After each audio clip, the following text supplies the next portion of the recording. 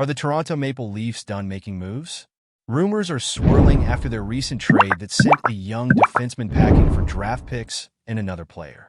With a crowded blue line and a couple of key players nearing their return, could there be more shakeups on the horizon?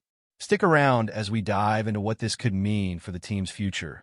And make sure to hit that subscribe button and like this video for all the latest Leafs updates. The Toronto Maple Leafs have made quite a splash this week with their recent trade of Timothy Liljegren to the San Jose Sharks. It's been a long time coming for Liljegren, who has struggled to find a consistent spot in the lineup this season.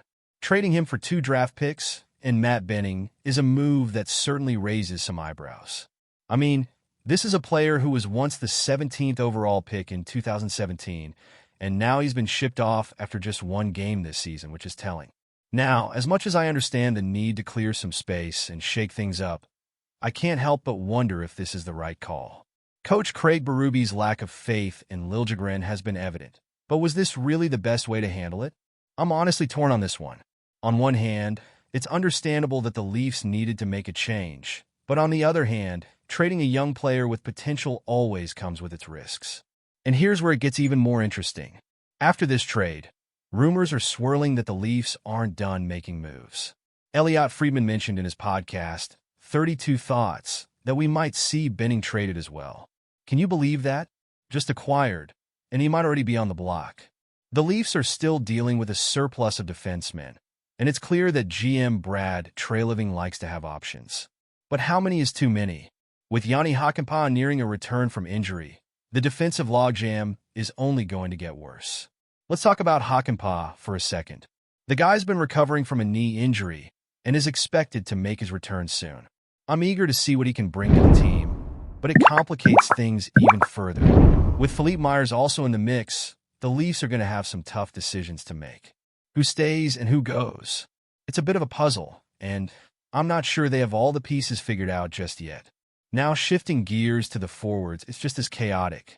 Connor Dewar is making his way back from injury, and he's looked good in his conditioning stint. He had a solid game with the Marlies, contributing to both goals in a recent matchup. It raises the question, where does he fit in once he's back with the big club? And what about Kalle Jarnkrok? He's further out from returning, but eventually he'll be back in the lineup, and the Leafs will have to make room for him too. With all these players coming back from injuries, it's clear that the Leafs will need to make some significant moves to clear not just roster spots but also cap space. The clock is ticking, and it'll be interesting to see how Treliving navigates this tricky situation. It's not just about the current roster. It's about building a sustainable future for this team. So, what do you think about these recent developments?